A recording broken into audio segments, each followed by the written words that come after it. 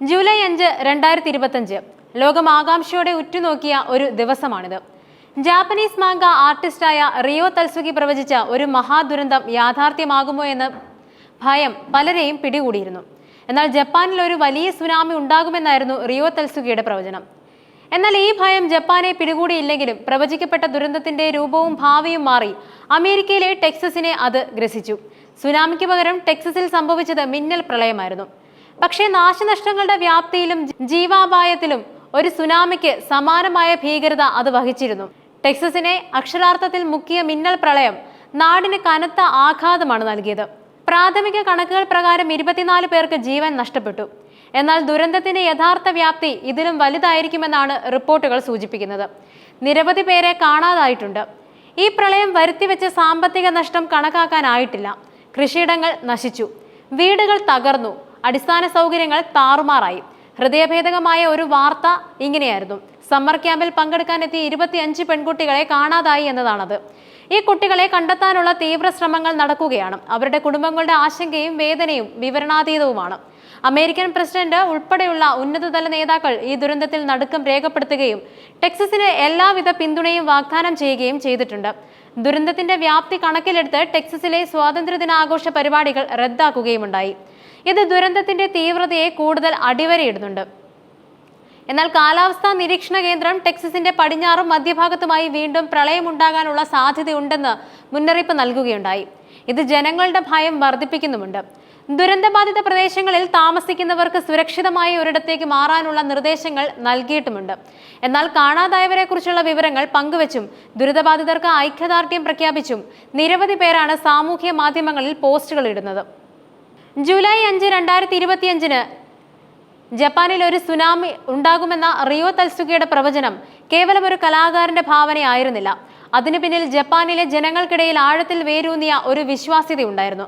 70 വയസ്സുകാരിയായ റിയോ തൽസുഗി തന്റെ മാംഗ രചനകളിലൂടെ പ്രവചനങ്ങളിലൂടെയും ജപ്പാനിൽ ശ്രദ്ധേയായിരുന്നു. 2011 ജപ്പാനിൽ ഉണ്ടായ സുനാമി മുതൽ ഗായകൻ ഫ്രെഡി മെർക്കുറിയുടെ മരണം വരെ പല കാര്യങ്ങളിലും റിയോ തൽസുഗി കൃത്യമായ പ്രവചനങ്ങൾ നടത്തിയതായി ജപ്പാൻ ജനത വിശ്വസിക്കുന്നുണ്ട്. അതുകൊണ്ട് തന്നെ ഈ പ്രവചനം കേവലം ഒരു തമാശ എന്നതിലുപരി വലിയൊരു ഭീഷണിയായി അവർക്ക് അനുഭവപ്പെടുകയുമുണ്ടായി. ഈ പ്രവചനം ജാപ്പനീസ് ഭരണകൂടത്തിന്റെ പോലും ആശങ്കയുണ്ടാക്കി. അന്താരാഷ്ട്ര മാധ്യമങ്ങൾ പോലും റിയോ തൽസുഗിയുടെ പ്രവചനത്തിന് വലിയ പ്രാധാന്യം നൽകുകയുമുണ്ടായി. ഇത് ലോകമെമ്പാടുമുള്ള ആളുകളിൽ ഉത്കണ്ഠ സൃഷ്ടിച്ചു. ജപ്പാനിലേക്കുള്ള വിനോദസഞ്ചാരികളുടെ എണ്ണത്തിൽ വലിയ കുറവുമുണ്ടായി. വിമാന കമ്പനികളുടെയും ടൂർ ഓപ്പറേറ്റർമാരുടെയും കണക്കനുസരിച്ച് 50% ബുക്കിംഗുകൾ റദ്ദാക്കപ്പെട്ടു. സുനാമി ഭയം കാരണം പലരും തങ്ങളുടെ യാത്രാ പദ്ധതികൾ മാറ്റിയും വെച്ചു. ഇത് ജപ്പാന്റെ ടൂറിസം മേഖലയെയും അതുവഴി രാജ്യത്തെ സാമ്പത്തിക വ്യവസ്ഥയെയും കാര്യമായി ബാധിച്ചു. ചൈന ഉൾപ്പെടെയുള്ള രാജ്യങ്ങളിലും ഈ പ്രവചനം ആശങ്ക പരത്തി. റിയോ തൽസുഗിയുടെ പ്രവചനം ഒരു വലിയ ദുരന്തമായി യാഥാർത്ഥ്യമായില്ലെങ്കിൽ പോലും അത് ലോകമെമ്പാടുമുള്ള ആളുകളിൽ വലിയ മാനസിക സംഘർഷം സൃഷ്ടിക്കുകയുമുണ്ടായി. പ്രവചനങ്ങളെക്കുറിച്ചുള്ള ചർച്ചകൾ വീണ്ടും സജീവവുമായി. പ്രവചനങ്ങൾ യാഥാർത്ഥ്യമാകുമോ എന്ന ചോദ്യം പലരുടെയും മനസ്സിൽ തങ്ങി നിന്നു. ടെക്സസിലെ പ്രളയ ദുരന്തം റിയോ തൽസുഗിയുടെ പ്രവചനവുമായി ബന്ധപ്പെടുത്തിയാണ് ഇപ്പോൾ പല മാധ്യമങ്ങളും ചർച്ച ചെയ്യുന്നത്. ജപ്പാനിൽ പ്രവചിക്കപ്പെട്ട സുനാമി രൂപം മാറി ടെക്സസിൽ മിന്നൽ പ്രളയമായി സംഭവിച്ചുവെന്നാണ് ഒരു വിഭാഗം വിശ്വസിക്കുന്നത്. പ്രകൃതി ദുരന്തങ്ങൾ പ്രവചനാതീതമാണെങ്കിലും ചിലപ്പോഴെല്ലാം പ്രവചനങ്ങൾ യാഥാർത്ഥ്യമാകുന്നതിലെ യാദൃശ്ചികത മനുഷ്യനെ അത്ഭുതപ്പെടുത്താറുണ്ട്. റിയോ തൽസുഗി കണ്ട സ്വപ്നം ഭൂമിശാസ്ത്രപരമായ സ്ഥാനം മാറി മറ്റൊരു ഭൂഖണ്ഡത്തിൽ യാഥാർത്ഥ്യമായെന്നുള്ള വ്യാഖ്യാനം ഈ ദുരന്തത്തിന് ഒരു പുതിയ മാനം നൽകുന്നുണ്ട്. എന്തായാലും ടെക്സസിലെ ജനങ്ങളുടെ രക്ഷയ്ക്കായി വിപുലമായ രക്ഷാപ്രവർത്തനങ്ങളാണ് നടക്കുന്നത്. സൈനിക വിഭാഗങ്ങളും 500ഓളം വരുന്ന രക്ഷാപ്രവർത്തകരും നിരവധി ഹെലികോപ്റ്ററുകളും ഈ ദൗത്യത്തിൽ സജീവമാണ്. കാണാതായവരെ കണ്ടെത്താനും ദുരിതബാധിതർക്ക് സഹായം എത്തിക്കാനുമുള്ള ശ്രമങ്ങൾ ഊർജിതമായി നടക്കുന്നുമുണ്ട്. എന്നാൽ ദുരന്തത്തിന്റെ വ്യാപ്തിയും കാണാതായവരുടെ എണ്ണവും കണക്കിലെടുക്കുമ്പോൾ മരണസംഖ്യ ഇനിയും ഉയരുമെന്നാണ് അന്താരാഷ്ട്ര മാധ്യമങ്ങൾ ഉൾപ്പെടെ റിപ്പോർട്ട് ചെയ്യുന്നത്. പ്രളയത്തിന് ശേഷം രോഗങ്ങൾ പടരാനുള്ള സാധ്യതയും നിലനിൽക്കുന്നുണ്ട്. കുടിവെള്ളക്ഷാമം, വൈദ്യുതി തടസ്സങ്ങൾ, ഗതാഗത പ്രശ്നങ്ങൾ എന്നിവയും ജനജീവിതത്തെ സാരമായി ബാധിച്ചിട്ടുണ്ട്.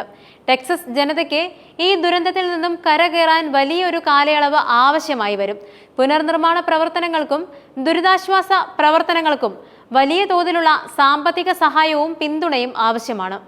പ്രകൃതി ദുരന്തങ്ങളെ നേരിടാൻ മനുഷ്യൻ എത്രത്തോളം പ്രാപ്തനാണ് എന്ന ചോദ്യം ഈ സംഭവങ്ങൾ വീണ്ടും ഓർമ്മിപ്പിക്കുന്നുണ്ട്. പ്രവചനങ്ങൾ യാഥാർത്ഥ്യമായാലും ഇല്ലെങ്കിലും പ്രകൃതിയുടെ ശക്തിയെ ബഹുമാനിക്കുകയും അതിനെ നേരിടാൻ കൂടുതൽ മുന്നൊരുക്കങ്ങൾ നടത്തുകയും ചെയ്യേണ്ടത് അത്യാവശ്യമാണ്. റിയോ തൽസുഖിയുടെ പ്രവചനം ഒരു മുന്നറിയിപ്പായി കണക്കാക്കാമെങ്കിൽ ടെക്സസിലെ മിന്നൽ പ്രളയം ഒരു ദുരന്ത പാഠമാണ്. പ്രകൃതിയെ കരുതലോടെ സമീപിച്ചില്ലെങ്കിൽ ഇങ്ങനെയുള്ള ദുരന്തങ്ങൾ ആവർത്തിച്ചുകൊണ്ടേയിരിക്കും.